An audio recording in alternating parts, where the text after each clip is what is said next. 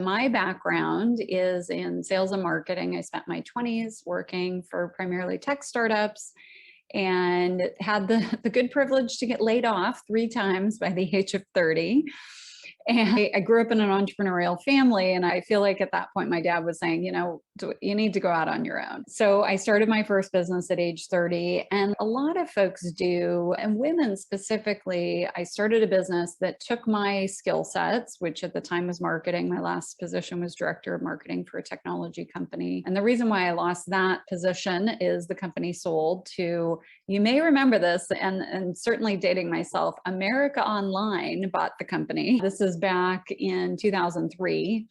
And so that's when I said, you know what, I need to control my own destiny. And so I launched a marketing consulting business, a marketing strategy consulting business. And again, a lot of entrepreneurs will take a skill set they learned in corporate and parlay that into a service-based business. It's cheap, easy to get started. It's no employees.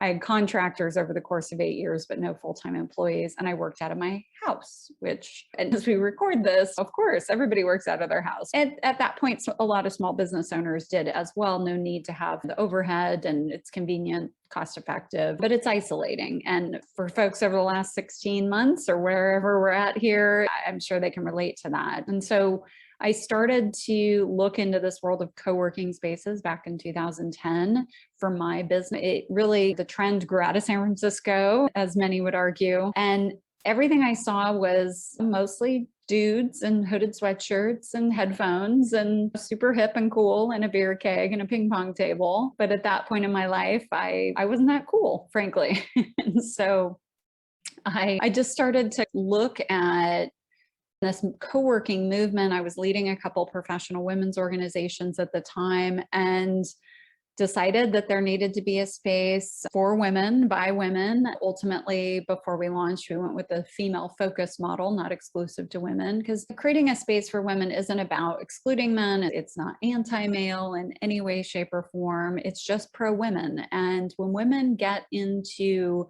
environments where they feel safe, they feel comfortable, they feel like it's okay to be vulnerable and say, I don't know what the hell I'm doing. I need help. This is hard. Sometimes we don't, some of us are, but some of us aren't as willing to do that in a co-ed environment. has been the focus of the brand, is safe, supportive setting for women to launch, to learn, to grow, to support each other. So we launched our first location 10 years ago, over 10 years ago now. We were the first female focused space in the US to expand nationally. So we've been doing this for a long time in the co-working sort of ecosystem, if you will. We have 6 locations currently and looking to grow. We're poised to grow in 2021 and beyond. So far in the last 10 years, we've helped over 13,000 women, either in the launch or the growth of their business through Hera Hub and some of the other projects and programs I've done, like my book, the Flight Club book, and an e-course that I developed called Steps to Startup, walking entrepreneurs the 17 foundational steps to get their business off the ground. Okay, that's a lot, and I love it. I love it all. The first question that comes to mind was, I was one of the first members of the WeWork in San Francisco that you spoke of. And I'm wondering, did WeWork and Rosie the Riveter, were they bolstering your business or hindering it at any point? Was it a help? Yeah, so two different equations there. You're speaking about the Riveter, the female focused the workspace. Riveter. Yeah. Yes. So the Riveter came along much later. Both the Wing and the Riveter launched in 2016, right around when Mr. Trump came into office. It was very timely to say F you to men a little bit at that point. But the short answer is they were great for business, especially WeWork, because WeWork spent, now we know, like billions seemingly on marketing and just getting their name out there. Because when I started, we launched our first location. We did a pop-up space April 2011. People didn't know what co-working was. I had to educate them, and that's hard. So thank God for WeWork, because they spent a ton of money on it. Yeah, absolutely. It's like they were advertising for you. Exactly. And people would go to WeWork and then they would come to me and be like, oh, I had a woman join today. She was in WeWork in San Francisco. She's in public policy. She's doing her master's degree at Harvard right now. Just a rock star woman. She walked in, she's like, I was at WeWork. Oh my gosh, I see like in 2 seconds the difference. Just Well, an entirely different environment. Your environment, you and the people that go there relate it to a spa-like environment. And I'm thinking, you better get yourself open up here in San Francisco. Or I see there's licensing opportunities. So There you go. maybe. Yes. So Exactly. what is that? What is the difference? What's the atmosphere beside, I'm assuming you don't have a tapped keg, which WeWork doesn't have anymore. Yes, I understand. The difference is, so yes, the atmosphere is different. It's warm, it's welcoming. You almost feel like you're in somebody's home to some extent in regards to just the furnishings and things of that nature. You do, and people walk in and they're like, wow, I feel like I'm at a spa. And that's the idea, is to come and have this quiet, beautiful, productive workspace. And a lot of our members are helping other people, marriage and family therapists, they're hospice care companies, lots of folks that are in that caregiving industry. And one of my favorite testimonials from one of my members who helps folks in senior care management, she said, my client walked in and I could tell their blood pressure just dropped by whatever number of notches, because they're in a stressful situation trying to find a home and caregive for this woman's mother, and just being in that environment where you feel comfortable. And it's hard to articulate. It's hard to duplicate to some extent, but I feel proud that that's what our members say.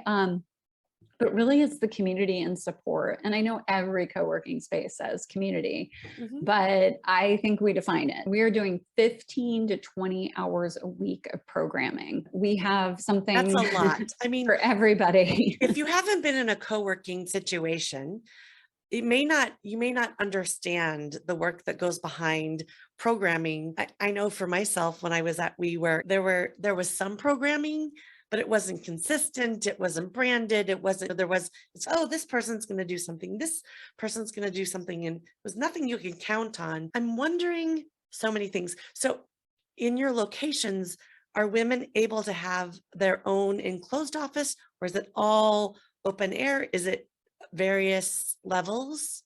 Both, yeah. So we have some private offices, but unlike WeWork, which is 90% private office and 10% open space, we're like 90% open space or flex space. We have private meeting rooms that folks can rent by the hour. So in a footprint, we have smaller footprints as well. So in a typical footprint, we'll have 4 to 6 offices. So most of our members, and it speaks to our target audience too. We're not incubating the next tech startup. Yeah, I have some tech entrepreneurs in the community, but they joined for different reasons. So we're not, I say that, and I have a software company that builds products for medical device industries, and they have 25 members, but female led, and they'll come in for team meetings and things of that nature. But by and large, our members are solopreneurs. They're attorneys, they're CPAs, they're folks in marketing, they're nonprofit organizations. And so they value that flexibility. On average, a member is paying about $200 a month for membership, and but it's flexible, right? So they're not here all day, every day. There's days they want to work from home. There's a day they want to work from a coffee shop, a day they're on client site, or whatever it might be.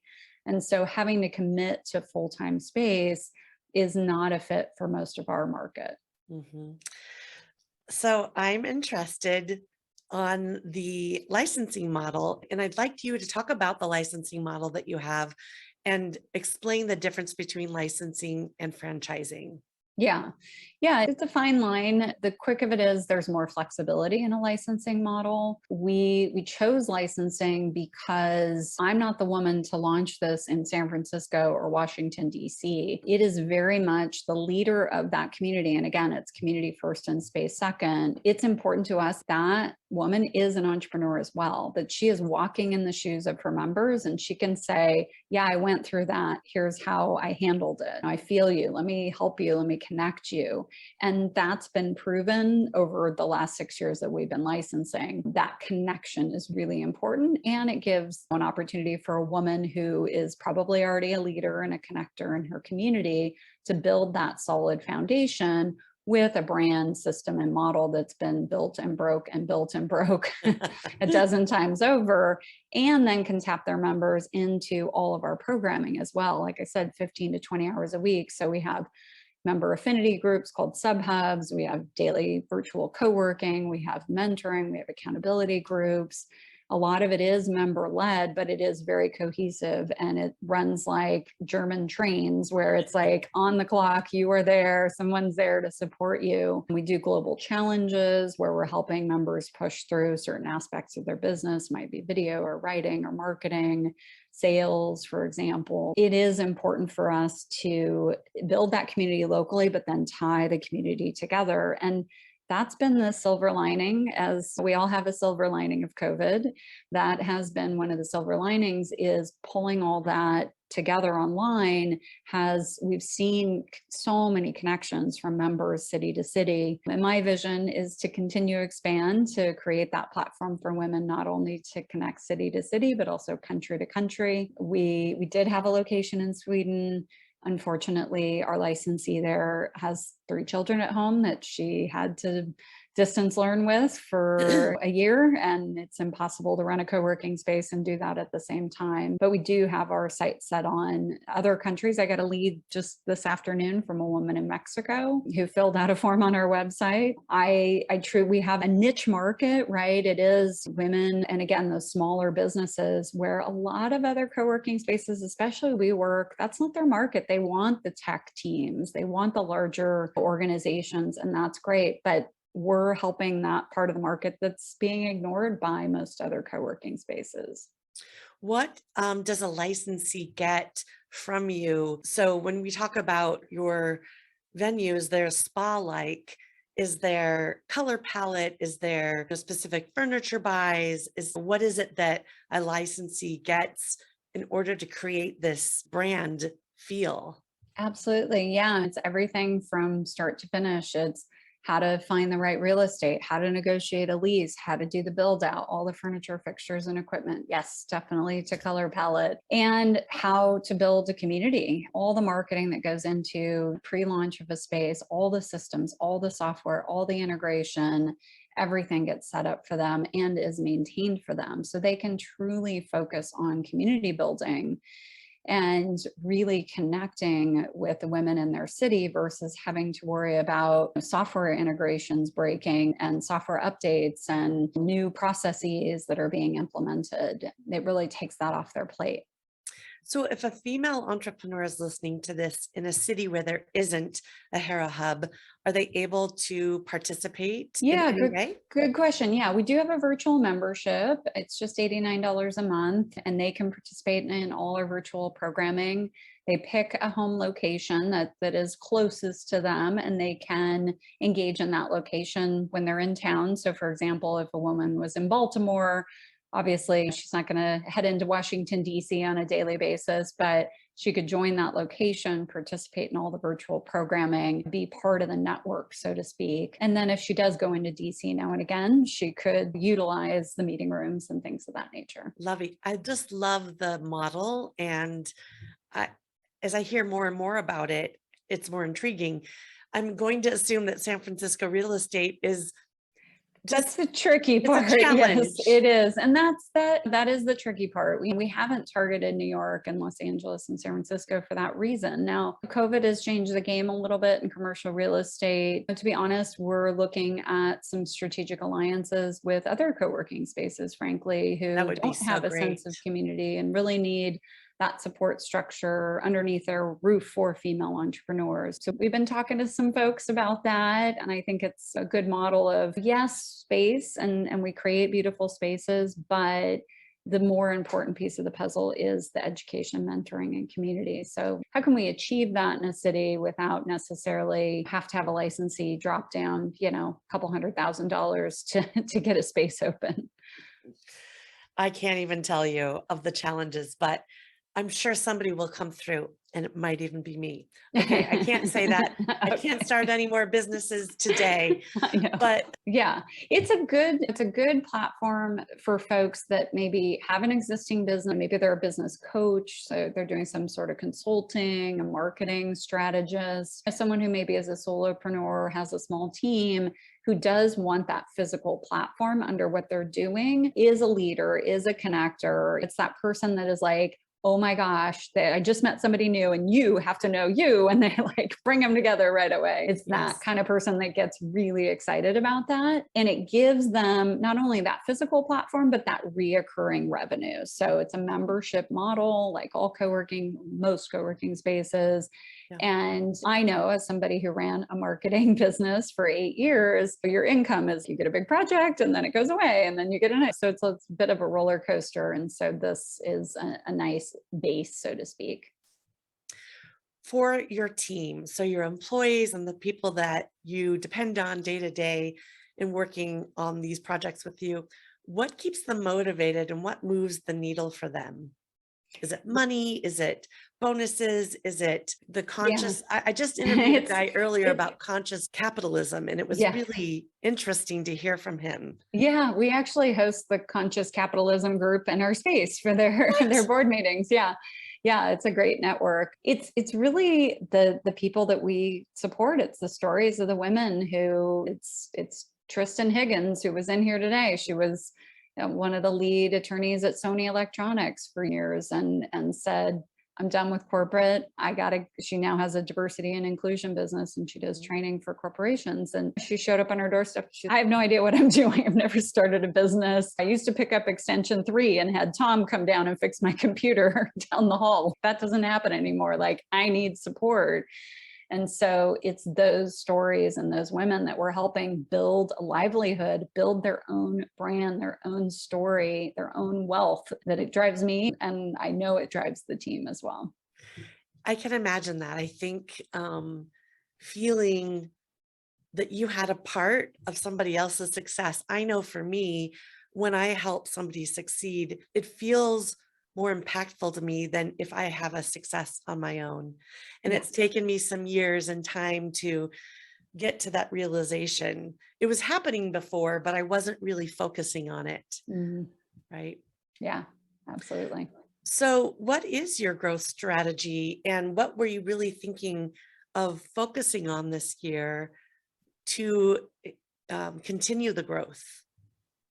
Yeah, the growth strategy is, through what I mentioned a few minutes ago, is more strategic alliances with other larger spaces that have this void. They have a programming void. They have a void in really supporting female entrepreneurs, although our programming, and I do have men in my community. It's a small percentage, but we say female, but gender inclusive. And so for those co-working spaces, those early stage entrepreneurs, and again, that's where we really is our sweet spot, they're hard to help. They're needy. They need a lot of support.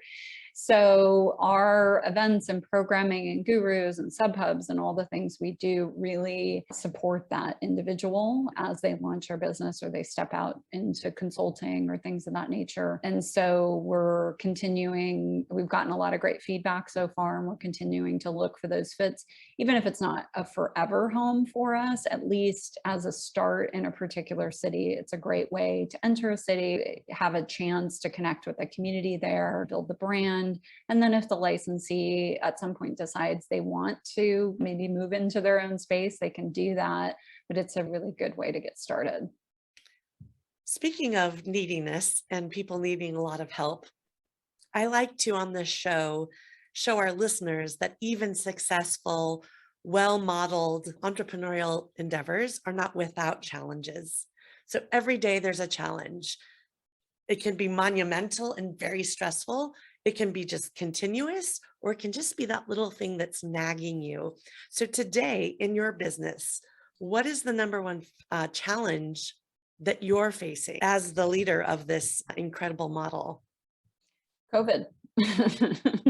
People not wanting to people being afraid to get in with groups of people. And it's 2 steps forward and 1 step back right now. We're all vaccinated. I'm vaccinated. I'm sure you're vaccinated. Everybody I know is vaccinated because those are the circles we run in.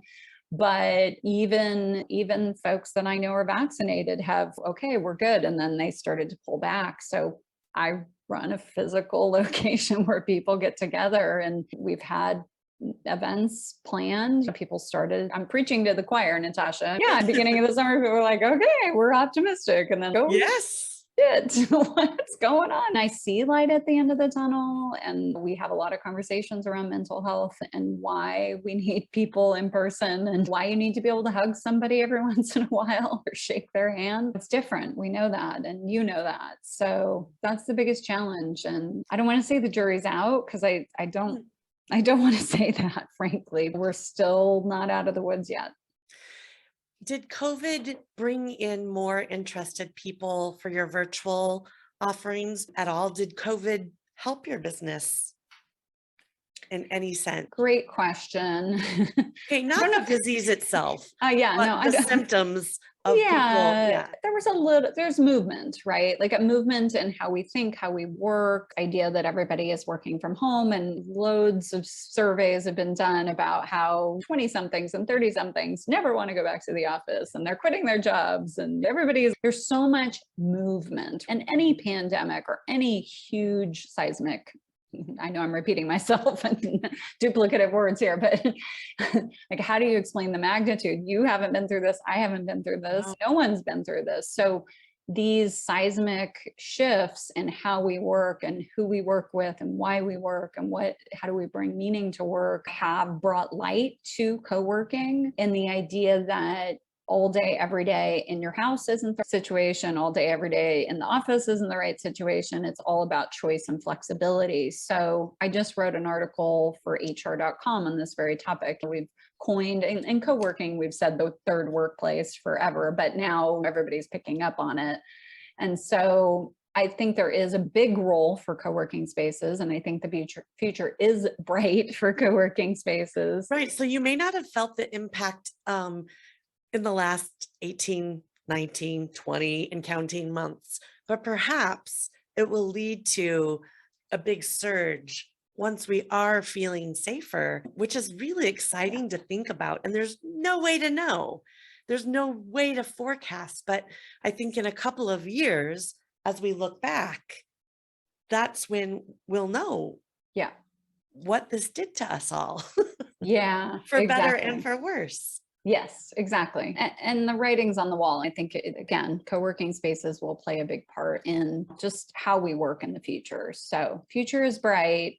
Next couple months, we're just continue to hang on. I'm excited about some of the work that I've done through some organizations. One is the National Association of Women Business Owners. I'm the chapter president here in sunny San Diego. It's an amazing organization because of their focus on advocacy for women in business at both the state and federal level. And I've had the privilege through a partnership through Bank of America to build a launch and growth academy. We launched our Launch Academy in the spring and had great success. It's built on the backbone of my Steps to Startup platform, and we'll be launching our Growth Academy here in September, an opportunity to support, much like an EO type model, business women that have been in business for quite some time and are looking for what's next. How do they grow, so to speak? So excited for that and excited for the work that NAWBO is doing.